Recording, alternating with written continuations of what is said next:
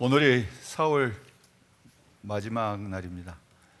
4월이 되면은 이 과거에는 이 방배동에 다니다 보면은 집집마다 목련이 피고 또 이 꽃들이 싹 피면서 봄이 됐구나 볼 수 있는데, 그래서 이제 꽃이 지면은 목련이 지면은 봄이 가구나 이제 그걸 알 수 있어요. 목련이 폈다가 벚꽃이 피고 벚꽃이 봄비에 따라서 떨어지면은 봄도 함께 지나가고 이제 벌써 4월 마지막에서 5월 달이 되면은 계절의 여왕이라고 하는 아름다운 달이 되는데, 우리가 또 가정의 달이라고 부릅니다. 그래서 이 4월에 여러분들이 지나오면서 아팠던 일들 또 좀 힘들었던 일들은 다 지나가고 이제 그야말로 아름다운 하나님의 은혜의 계절 5월달이 내일부터 시작되기를 우리 바라면서 샬롬하고 인사 한번 합시다. 서로. 샬롬. 우리가 예배에 참석한다든가 우리가 이제 쉽게 이제 교회에 올 때는 나름대로 뭔가 바라는 것도 기대가 있습니다. 여러분 무슨 기대를 가지고 오셨어요? 오늘 나름대로 우리의 그 심령에 뭔가 좀 채우고 싶은 그러한 것도 있을 겁니다. 근데 어떤 사람들은 이제 그럴 수도 있어요. 매주 나가다 보니까 이제 그런 기대가 없고 그냥 또 의뢰이 그냥 가는구나 해서 오는 사람도 있어요. 지난 우리 그 수련회 사경에 오셨던 김명호 목사님한테 물어봤어요. 유대인들은 이스라엘에 있는 유대인들은 하나님을 잘 믿냐고 그랬더니 그렇지 않다는 거예요. 그러면서 한 예를 들면은 유월절 같은 거 이제 유대인들이 잘 지켜야 돼요. 유대인들의 선민의식 속에는 안식이라고 그 유월절을 굉장히 중요시 여기는데, 유월절을 잘 지키는가 그랬더니 그 사람들은요 닭을 잡아서 피를 바른대.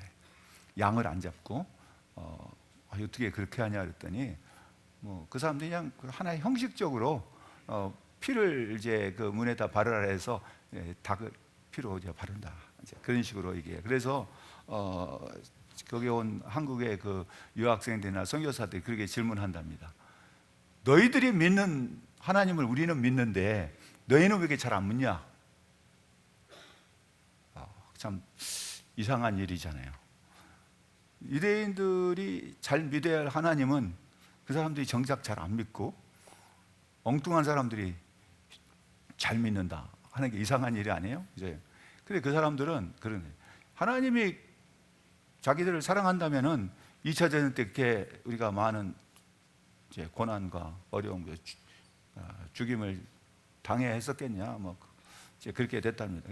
형식적으로는 어떤 그게 남아 있을지라도 내용적으로 보면은 그런 게 많이 변화됐다는 거죠.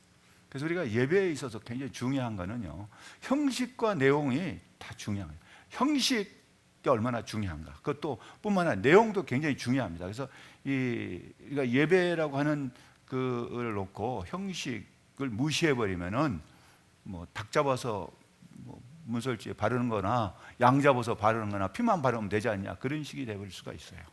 그래서 우리는 예배라고 하는 게 굉장히 중요합니다. 올 때 우리의 마음에 뭘 담을 것인가, 또 우리 드리는 예배하는 우리 심령에 뭔가 하나님의 기대가 있어야 될까요? 그래서 우리 주시는 하나님 은혜가 내게 어떻게 나에게 채워질까? 그래서 빈 마음, 빈 그릇 이제 이런 것을 가지고 와서 하나님 채워주십시오. 나의 잔을 높이 듭니다. 하나님 나를 채워주시옵소서. 그래서 여러분의 심령에 하나님의 은혜가 채워지기를 간절히 바랍니다. 어떤 사람이 그 키우던 말이 집을 나가버렸어요. 그래 걱정을 안 해요. 왜 걱정 안 합니까? 걱정할 거 없어. 그런데 이 말이 돌아올 때는요 새끼를 한 마리 데리고 돌아왔대요. 근데 그걸 갖다가 사자성어로 뭐라고 그럽니까? 세옹지마 그렇게 또 썼다래요. 그런데 그게 아니라 그 답이 뭐냐면요 예상적중입니다. 근데 우리가 살다 보면요 어떤 거는 예상해서 적중할 때 있지만은 내가 기대한 대로 이루어지자. 이 사람은 말을 키워보면서 이제 그거를 다 경험상 안 거예요. 아, 이게 말이 나갔다가는 그냥 다시 돌아올 때 한 마리씩 뭐 새끼를 데리고 돌아오구나 아니까 그 경험상으로 이 사람은 다 알고 있었던 겁니다. 근데 우리가 신앙이라는 것도 우리의 어떤 경험에 있어서 비춰볼 수도 있지만은 경험하고 맞지 않을 수 있어요. 예상이 아주 확 빗나갈 때가 있어요. 오늘 말씀을 보면은 그러한 내용.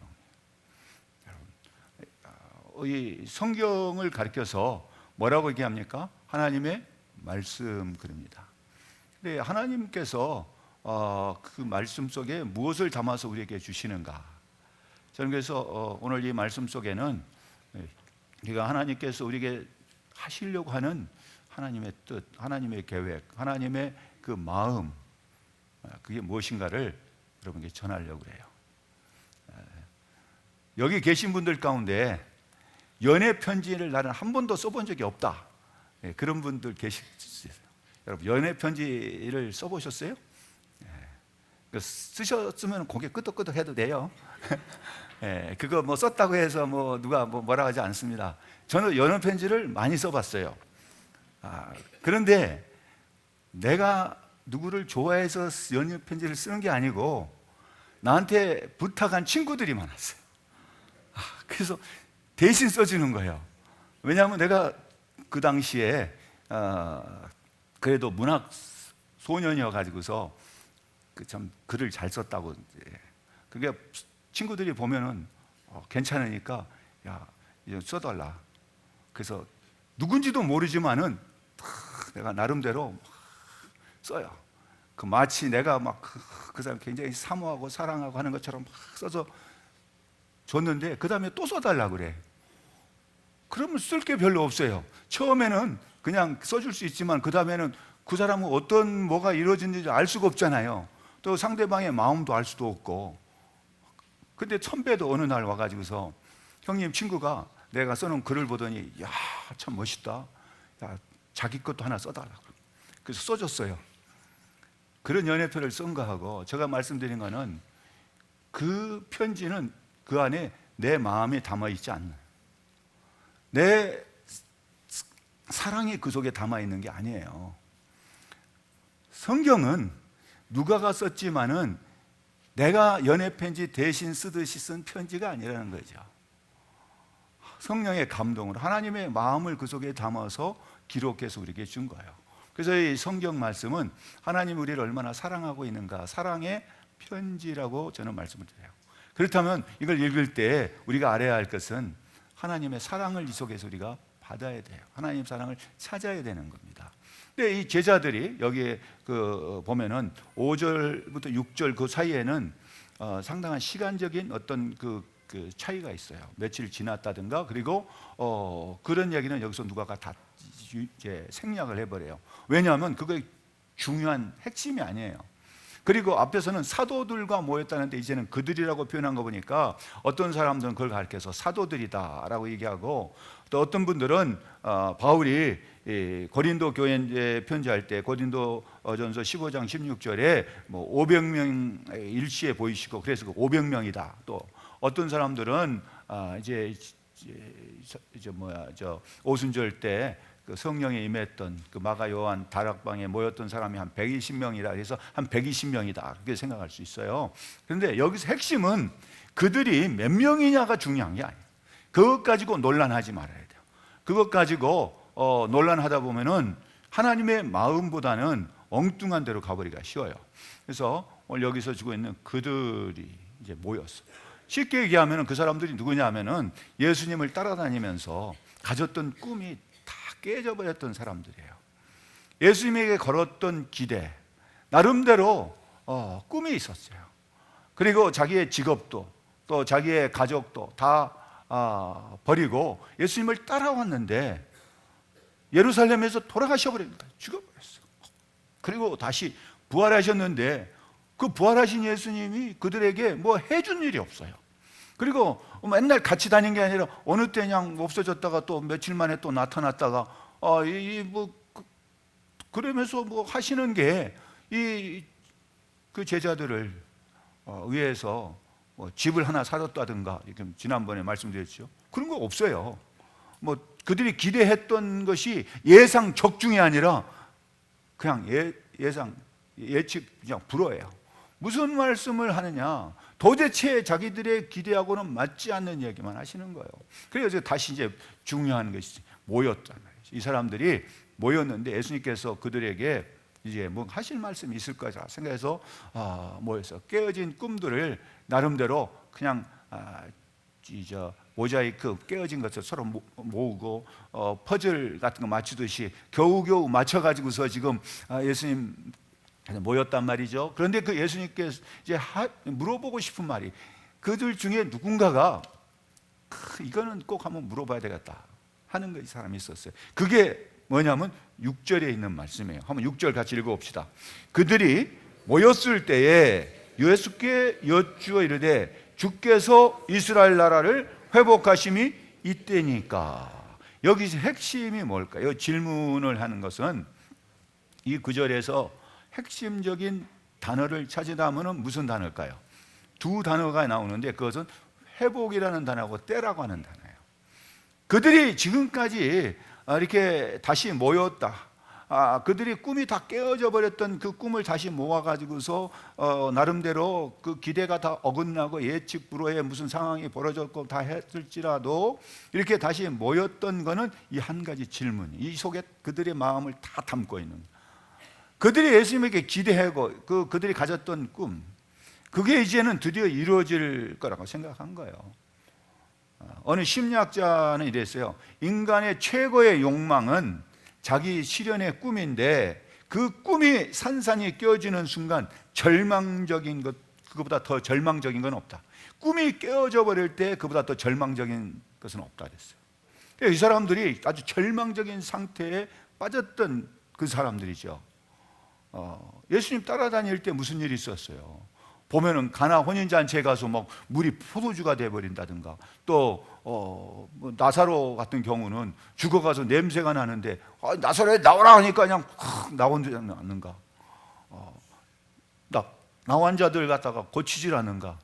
이 바디메오라는 디모의 아들이 맹인이잖아요. 앞을 못 보는데 나사렛 예수, 다윗의 자손이요, 나를 불쌍히 여기서 하니까 그 눈뜨개서 보게 해줬어요. 뭐 5천 명을 막 그냥 오병이어야죠. 그냥 먹이시질 않나. 귀한 일들이, 그들의 정말 예측 불허의 일들이 많이 벌어졌던 거예요.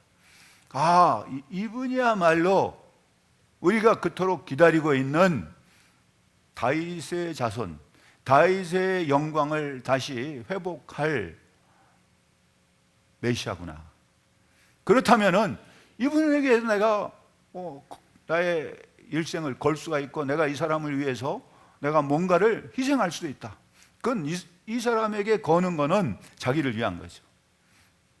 자기를 이제 생각해 보면은 우리가 뭐 기껏 해봐야 뭐 어부고 뭐 해봐야 뭐 세금이나 걷는 세리고 사회적으로 멸시 천대받는 사람들인데, 이분이야말로 이 사람을 따라다니면 우리가 출세할 수 있는 지름길이 아닌가. 그래서 뭐 다 버리고 따라다녔어요. 그런데 예수님이 십자가에 돌아가셔 버렸어요. 완전히 멘붕 상태가 된 거죠. 그랬는데 다시 살아나던, 그 살아나신 예수님이 자기들한테 그런 거 아무런 뭐 그 마음을 아는지 모르시는지 그런 의가 되신 일절 말씀 안 하시고, 그리고 뭐랍니까? 예루살렘 떠나지 말고 떠나고 싶은 동네에 머물러 있으라? 이게 도저히 귀가 안 들어오죠. 기가 막힌 이야기만 해요. 여러분, 우리가 기가 막히면은 다른 사람의 말이 안 들어요. 기가 막히면 귀가 막혀요. 여러분, 기가 막히면요 다른 사람 말이 안 들어옵니다. 다른 사람이 무슨 말을 해도 기가 막히면은 그 말을 내가 전혀 받아들이지 않아요. 그래서 그들의 경험이 기가 막힌 지금 경험을 하고 있는 거예요. 근데 예수님이 그 질문을 받고 뭐라고 한 거예요? 그들의 관심은 회복할 때, 회복이라고 하는 단어는 굉장히 중요한 단어예요. 이 사람들은 그 회복을 로마 제국으로부터 이스라엘이 회복되는, 말하자면 다윗의 영광을 다시 찾는 다윗 왕국의 그러한 어떤 모습을 생각하면서 이분이야말로 그런 분인데, 이때야말로 이제 부활하셔서 이제 그 예수님의 모습을 딱 보니까 이때가 바로 그때가 아닌가. 예루살렘을 떠나지 말라고 했으니까 예루살렘에서 무슨 거사를 일으켜서 예루살렘에서 뭔가 일어나지 않겠냐. 그러니까 이 질문이 그거죠. 우리가 지금까지 기다리고 찾아왔는 이제 여기까지 왔는데 이때입니까? 여러분 잠언 16장 3절에 보면은 사람이 경영하는 거. 사람이 경영이라는 건 계획입니다. 경영은 사람이 한다 할지라도 그것을 이루심은 하나님이라 그랬고 16장 9절에서는 사람이 마음으로 자기의 계획을 계획할지라도 그의 걸음을 인도하심은 하나님이라 하셨어요. 여호와라고 했어요. 이 계획이라고 하는 것은 우리의 꿈이에요. 내가 계획을 세울 때 그 속에 뭘 담냐면 나는 이런 것이 나한테 이루어지기를 바란다. 나 이런 일을 하기를 원한다. 뭐 나름대로의 자기의 그 꿈을 거기다 담아놓은 것이 우리의 계획이에요. 여러분 한번 생각해 보세요. 내가 어떤 계획이 있어요. 뭔가 하고 싶어요. 그것은 나의 꿈이야. 작은 꿈, 뭐 큰 꿈 뭐 할 거 없이 꿈이에요. 근데 그거를 내가 세워야 되는 거예요. 여러분 성경에는 많은 사람들이 꿈의 사람들이 있죠. 요셉 같은 경우도 그렇고 뭐 다윗도 마찬가지고 그런 사람들이 있는데 여러분들에게 물어봐요. 꿈이 있냐고. 성경에 꿈이 없는 백성은 망한다고 그랬는데 꿈이 있어요? 근데 어떤 사람은 그래요. 나 꿈 버린 지 오래야. 지금 내가 나이가 몇 살인데 그냥 대충 이러다가 대충 살다가 가는 거지 무슨 뭐 꿈 같은 얘기하고 있네. 그럴 수도 있어요. 그럼 그 인생은 그렇게 끝나는 겁니다. 그냥 대충 살다가 대충 죽어가는 사람이에요. 근데 우리가 마지막 순간까지 뭔가 꿈이 있는 사람은요, 그 사람의 삶은 뭔가를 찾고 있는 사람. 우리가 오늘 말씀 듣고 또 오늘 이 예배를 통해서 여러분들에게 뭔가 채워지기 바라는 그 바람이 꿈이라고 할 수 있어요. 근데 이 제자들이 꿈이 뭐였냐? 바로 이스라엘의 회복이었단 말이죠. 그래 이 회복이 언제 이루어질까? 메시아가 오시면은 이스라엘 회복한다는데 이 메시아가 이 사람이 맞다. 그런데 그때가 언제일까? 때라고 하는 이 질문 속의 시간을 성경에서는요 신약성에 두 가지의 단어를 써요. 하나는 우리의 그 역사적인 시간, 사람들의 그 기대하고 있는 그 시간, 날마다 나와서 뭐 오늘 내일 모레 이렇게 하는 그 시간을 크로노스라는 그 단어를 사용하고 있어요. 근데 이 사람들이 물어본 것은 그 시간이 지금 역사적인 시간이 바로 역사가 이루어질 시간이 이때입니까? 그들의 마음을 그대로, 그들의 꿈을 그대로 표현하고 있는 게 그 질문이에요. 이때가 바로 그때입니까? 예수님께서 답변이 뭐예요? 전혀 예상 밖에, 기대 밖에 대답을 해요. 그게 7절에 있는 말씀이에요. 한번 읽어봅시다. 뭐라 하죠? 이르시되 때와 시기는 아버지께서 자기의 권한에 두셨으니 너희가 무슨 대답이 이런 대답이 있어.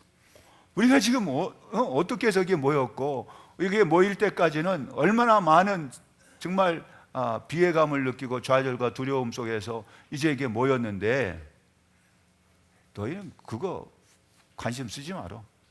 너희는 그거에 대해서 알려고 하지 마라.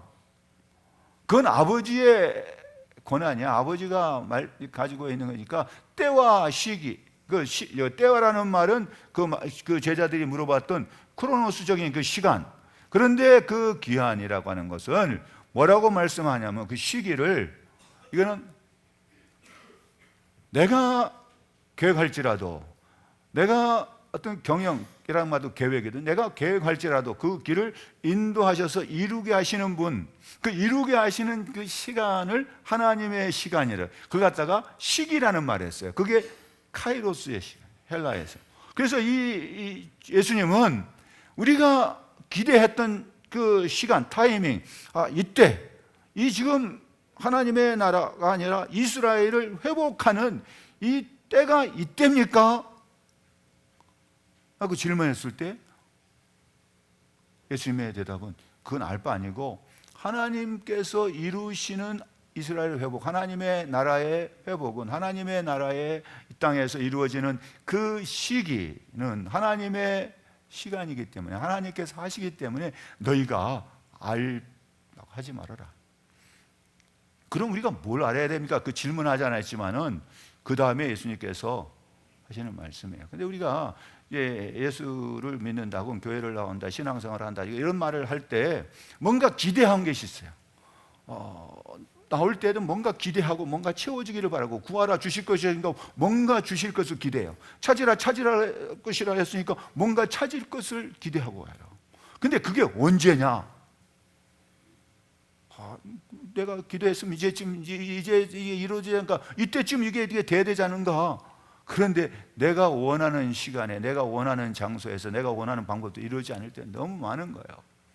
여러분, 그것 가지고 실망하지 말아야 할 건 오늘 예수님 말씀에 그건 너희가 할 바 아니다. 그거는 뭐야? 하나님 권한에 속한 거예요. 여러분, 회복이라는 것도, 치유라고 하는 것도 내가 원하는 시간에, 크로노스적인 시간에 이루어진 것이 아니라 그게 언제 이루어지냐? 그 시기, 하나님의 시간에. 그것은 하나님께 속한 거예요. 하나님께서 이루어 주셔요. 여러분, 우리가 내가 바라는 대로 원하는 것이 아니고, 내가 바라는 대로 이루어진 게 아니라 잠언 16장 9절에 있는 말씀대로 그의 걸음을 인도하시는 이는 여호와시요, 하나님께서 이루어 주신다 하는 믿음을 가지고 우리가 그의 관심보다 어디다 관심을 둬야 되느냐. 여러분, 거기다 관심을 두다 보니까 이제 우리 상황을 보면요, 참 많은, 지금 뭐 한반도 상황이 참 여러 가지로 힘들다 그러잖아요. 뭐 일본 같은 거는 북한에서 뭐 이렇게 미사일 쏜다니까 지하철이 막 멈추고 뭐 그랬다고. 그 사람들이 더 난리예요. 미국 같은 데서는 곧 한국이 곧 전쟁 날 것처럼 얘기하고 있고. 그리고 우리나라 사람들은 뭐 그냥 우사 태평양 같아. 뭐 그냥 뭐 그러는가, 한가? 그야말로 예측 불허의 반응들을 우리나라 사람이 보여주고 있는 거예요. 그러니까 이게 미국에 있는 친구들은 그런 얘기해요. 한국 사람들은 정말 이해가 안 된다고. 그렇잖아요. 자, 우리가 그런 상황이에요. 그런가 하면은 보세요. 지금 대선이 일어나면은 그 기대를 가지고 그 대선 후보들에게 줄 서는 사람이 얼마나 많아요. 거기다가 막 목매다는 사람들이 얼마나 많겠습니까? 그런데 어느 날 한번 이 장면을 한번 생각해 보세요. 자기가 그 자기의 걸 다 버리고 그 사람 위해서 내가 막 이 선거운동 열심히 하면서 따라다녔어요, 지금까지. 근데 어느 날 나 그 후보 사퇴한다고 또. 그런 상태가 비슷한 거예요, 지금. 자기 걸 다 버리고 따라다녔는데 나 이제 저 후보 사퇴한다. 그래 보세요. 어찌 되는가. 그런 제자들의 상태가 정말 기가 막힌 경험을 하고 있는 거예요. 근데 대답이, 예수님의 답변이 바로 그런 답변이에요. 너희 알 바 아니다. 나는 그거 관심이 있는 게 아니다. 그러면서 무슨 얘기예요? 8절이에요. 8절이 뭡니까? 읽어봅시다. 오직 성령이 너희에게 마시면 너희가 권능을 받고 예루살렘과 온 유대와 사마리아와 땅끝까지 이르러 내 증인이 되라. 네. 여러분, 이거는 우리가 뭐 선교적인 사명 뭐 이렇게 다 해석할 수 있지만은 이거를 이해하려면은 그 제자들의 마음 상태를 이해해야 된다. 그들의 어떤 상태에서 이 글을 썼고, 이 글이, 이 사람들의 편지가 뭐를 전하려고 하는가. 그러니까 이 그들 속에 내가 있다 생각해요. 여러분, 그들이 다른 사람이 아니라 나라고 한번 생각해 보세요. 내 자신이 그들이 있다. 그러면 그런 상태에서 예수님이 나한테 말씀하면은 이 8절의 말씀이 여러분 귓가에 잘 들어오겠어요? 그걸 듣고 그래, 이제는 내가 이제 증인이 돼야 되겠다. 그러면서 예수님한테, 예수님, 나 지금까지 이렇게 예수님에게 기대를 걸고 예수님이 이스라엘 회복하면 내가 뭐 내무장관이라도 하나 해볼까 했는데, 뭐 도지사 한 자리라도 얻을까 했는데 그거 다 포기하고 이제는 예수님이 전했던 그 하나님 나라의 복음을 위해서 내가 저 사마리아도 가겠습니다. 나는 그걸 가지고 뭐 어디 다른 데로 가겠습니다. 그렇게 들리세요? 저는 그런 이야기가 전혀 귓가에 안 들려요. 내가 만일에 그들 가운데 있었다면요, 기가 막혀요. 그러니까 안 들린다. 그 말씀을 하셔도 이 말씀이 무슨 말인지 전혀 귀에 들어오지도 않고 받아들일 수도 없는 상태. 우리가 어떻게 해서 여기까지 왔고 지금 우리가 기대하는 게 뭔데, 예수님 그 기대를 조금도 충족시키지 않아요. 그 마지막에 가졌던 꿈마저도, 조각났던 꿈들을, 그런 마음 상처를 갖다가 다 올려가면서 이렇게 맞춰놨는데 그것마저도 그냥 산산조각 내버리는 거예요.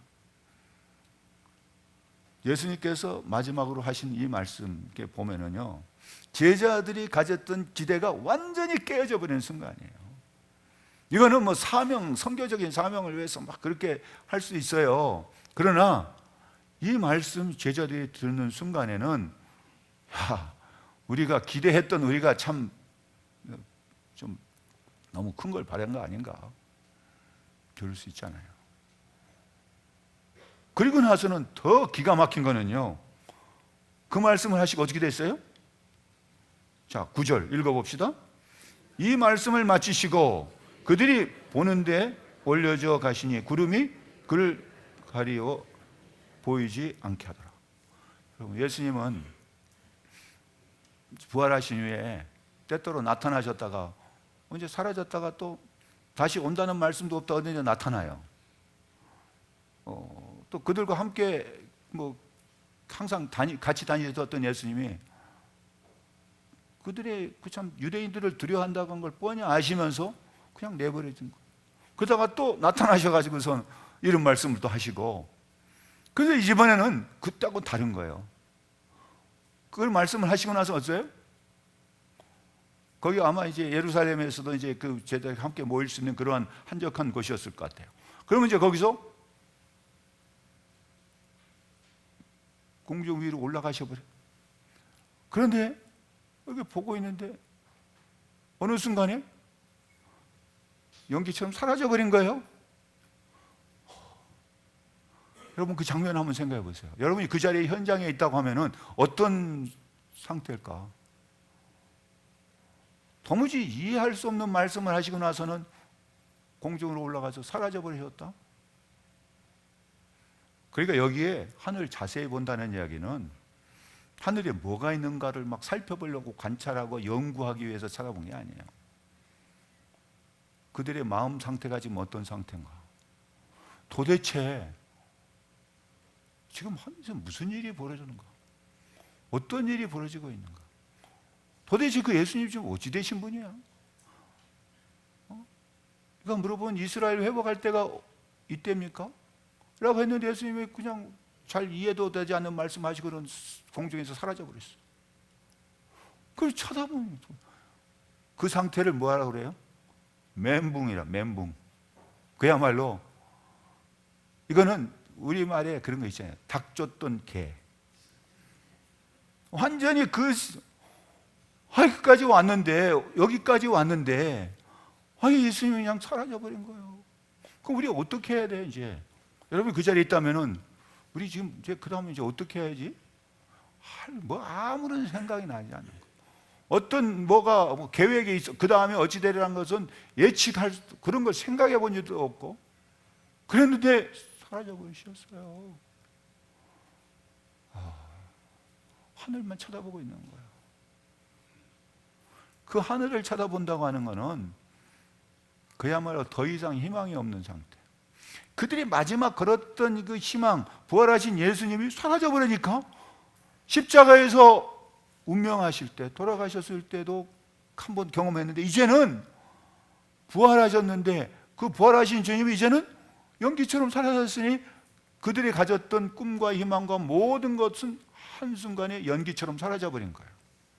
그러니까 뭐 이제 더 이상 자기들은 어디다 뭘 할 수가 없는, 하늘 저 쳐다보는 거예요. 여러분, 저는 그런 모습이 우리의 모습 속에 얼마든지 있어요.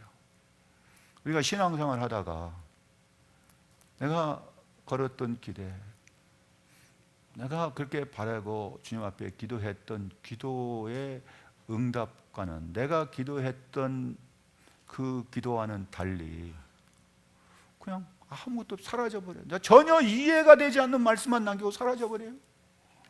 그러면 뭐 어떻게 된 거야?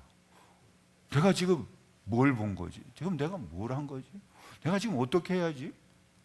여러분, 신앙생활이라는 게요, 이런 때 멘붕 상태에 빠질 때도 얼마든지 있다는 거죠. 이렇게 이 과정을 거친다고 하는 걸 가르쳐 주고 있어요.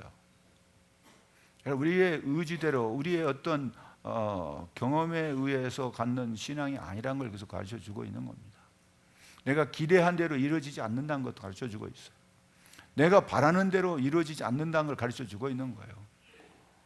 그럼 그런 걸 가지고 우리는 믿음이라는 말로 잘못하면 위장하거나 포장해 가지고서 오해할 때가 많아요. 내가 바라는 것이 이루어지는 것이 믿음인 것처럼 생각해요. 주님의 말씀에 대한 관심이 아니라 이스라엘 회복에 대한 관심을 가지고 우리가 이 시간에 나오지 않았나 한번 생각해 보세요. 내 모습이 내가 바라는 것을 이루기 위해서 주님 앞에 기도한 적은 없나요? 예수님 말씀이 어떻게 우리가 드려야 되느냐는 거죠.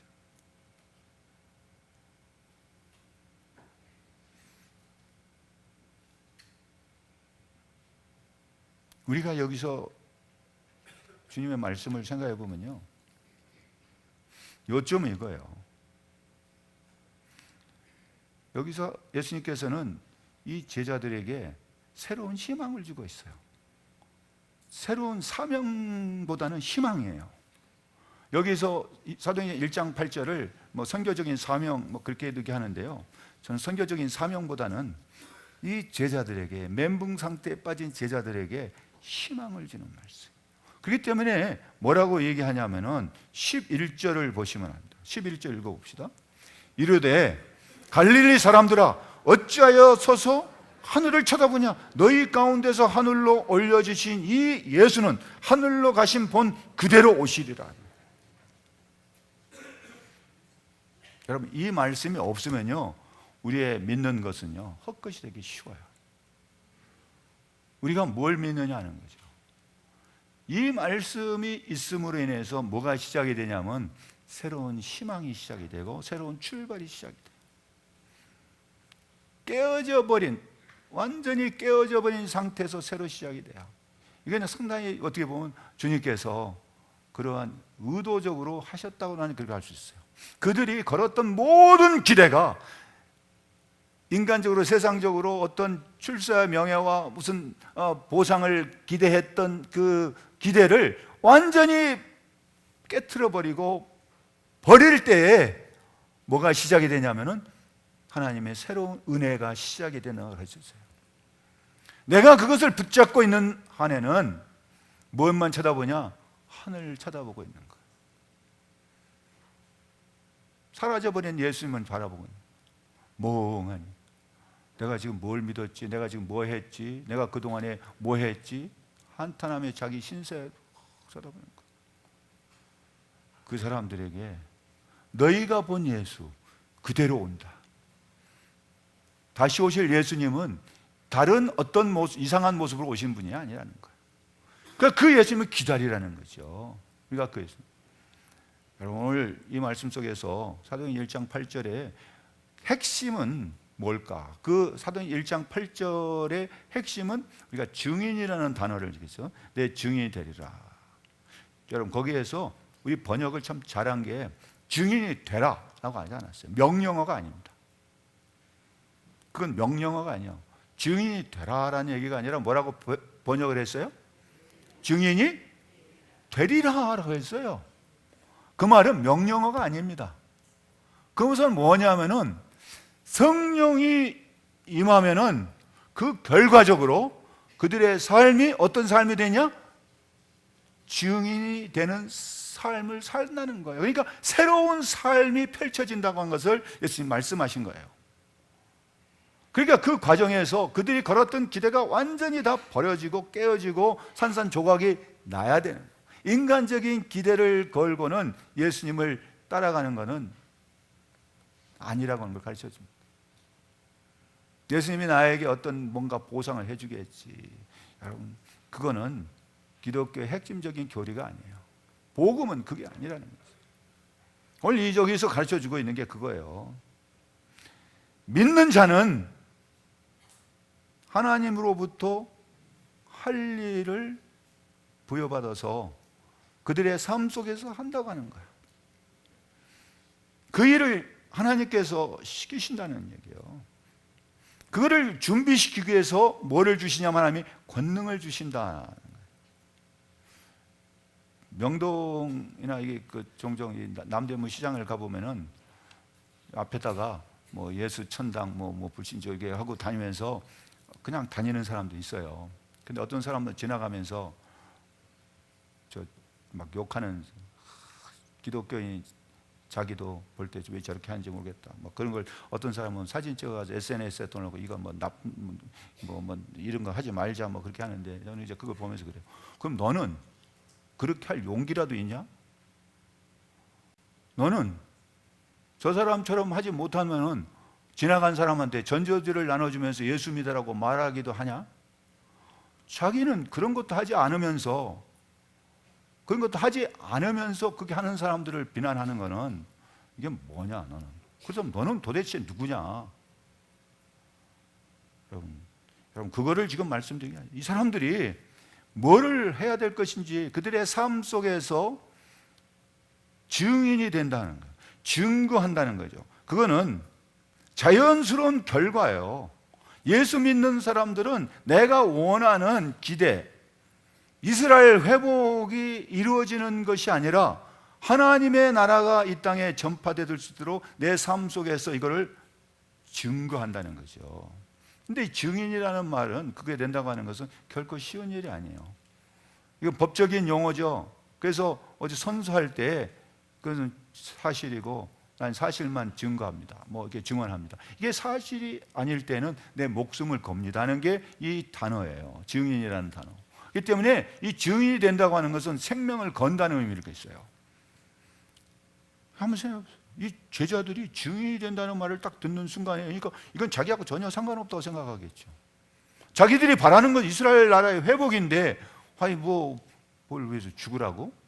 그걸 목숨 내걸으라고? 이거는 도무지 기대 밖의 얘기죠. 이해할 수 없는 얘기죠. 근데 우리가 이 말씀을 보면은 이 사람들의 삶이 그 다음에 어떻게 됐을까 하는 거죠. 이 사람들에게 이루어진 삶이 어떻게 됐을까? 여러분, 성경은 오늘 이 말씀에 따라서 그들의 삶이 보면 이 사도행전은 이 11절 이후에 그들의 변화된 삶의 모습을 보여주고 있어요. 어떻게 변화됐을까 하는 게 바로 그들이 증인이 되리라 했잖아요. 선포예요. 증인이 되라가 아니라, 명령이 아니라 너희가 증인이 되리라. 사랑하는 성도들 여러분, 증인이 되어야 하는 겁니다. 증인 되라는 명령이 아니라 우리 스스로가 내가 그리스도이다, 예수를 믿는다고 하면 우리의 삶 속에서 그리스도의 복음을 내가 증거해야 되는 거예요. 증인이 되는 삶을 살아야 되는데요. 여러분 보십시다. 한번 이제 찾아볼까요? 사도행전 2장 32절을 보십시다. 한번 뭐라고 했는가? 사도행전 2장 32절을 한번 찾아봅시다. 뭐라고 합니까? 이 예수를 하나님이 살리신지라 우리가 다 이 일에 뭐예요? 증인이라 그랬어요. 자, 그런가 하면 3장 15절 봅시다. 뭐라고 하니까? 3장 15절. 생명의 주를 죽였도다. 그러나 하나님이 죽은 자 가운데서 그를 살리셨으니 우리가 이 일에 뭐예요? 증인이라. 또 4장 33절 봅시다. 뭐라고 하고 있는가? 4장 33절 읽어봅시다. 사도들이 큰 권능으로 주 예수의 부활을 증언하니 우리가 큰 은혜를 받아. 그랬죠? 어떤 결과가 나서 증언했더니, 증거했더니 어떤 일이 일어나서 큰 은혜가 임해. 내가 큰 은혜를 준 거 아니에요. 이 사도들이 그렇게 깨어진 꿈, 이제 새로운 인생을 살면서 예수 그리스도의 부활을 증언했더니 뭐가 일어났어요? 큰 은혜가 일어났어요. 그건 내가 하는 일이 아니에요. 내가 누구한테 은혜를 주거나 하는 게 아니에요. 어떤 일이 결과가 있냐? 내가 증인이 됐을 때에 그 말씀을 받은 사람들에게 어떤 일이 일어나요? 하나님이 은혜를 베푸신 거예요. 또 봅시다. 5장 32절. 5장 32절. 우리는 이 일의 증인이요 하나님이 자기에게 순종하는 사람에게 주신 성령도 그러하니라 하더라. 여러분, 우리가 일의 증인이라는 말이 곳곳에 나옵니다. 그 외에도 또 8장 25절 봅시다. 8장 25절에 뭐라고 하고 있는가? 8장 25절. 두 사도가 주의 말씀을 증언하여 말한 후 예루살렘으로 돌아갈새 사마리아인의 여러 마을에서 복음을 전하니라. 여러분, 이 사람들의 모습은 그야말로 귀한 일을 경험한 사람들이죠. 그리고 올라가고 계시는 하나님, 예수님, 그들이 11절 이후에 변화된 모습이 어떻게 됐는가를 보여주고 있는 거예요. 여러분, 그 다음에 저는 이 말씀을 읽고 나서 이 말씀 속에서 그 전부터도 그랬지만은 하늘을 보는 의미가 달라졌어요. 과거에는 저는 하늘을 잘 봅니다. 아침에 일어나면 제일 먼저 하늘을 쳐다봐요. 창을 열고 하늘 쳐다보면서 오늘 날씨가 어떤가, 오늘은 미세먼지가 어떤가, 오늘 이제 그걸 이제 보기도 하지만은 또 오후에 석양이 되면은 또 하늘을 봐요. 하늘 색깔이 참 좋아. 어떨 때는 옥상에 올라가 가지고서 하늘을 보면요, 하늘 색깔, 여러분 이제 동작대교에서 석양 지날 그 보면은 얼마나 아름답습니까? 하늘 색깔이 그렇게 아름다울 수가 없어요. 그 때문에 하늘을 보는 게 저한테는 하나의 큰 기쁨이요 또 즐거움이 됐어요. 어제 이렇게 오다가 보니까 우리 교회를 통해서 보이는 그 금음달이 탁 있는데 너무 아름다운 거 있어요. 하늘에 색깔도 참 파란 하늘에 금음달이 있는데 우리 교회 사이를 통해서 보이니까, 야, 금음달을 볼 때 저는 그걸 해요. 금음달은 보름달이 쭉 줄어들어서 이제 없어지는, 희망이 없어지는 게 아니라 저는 금음달을 보면서 뭐냐, 초승달처럼 새로운 출발을 알려주는 희망의 달이다. 그래서 그걸 보면서 이제 참 좋아. 그런가 하면요, 또 달이 뜰 때 이제 이게 꼭 어두울 때만 게 아니라 하늘에 별이 있을 때 바삭바삭 빛나면은 참 그래요. 그걸 보면서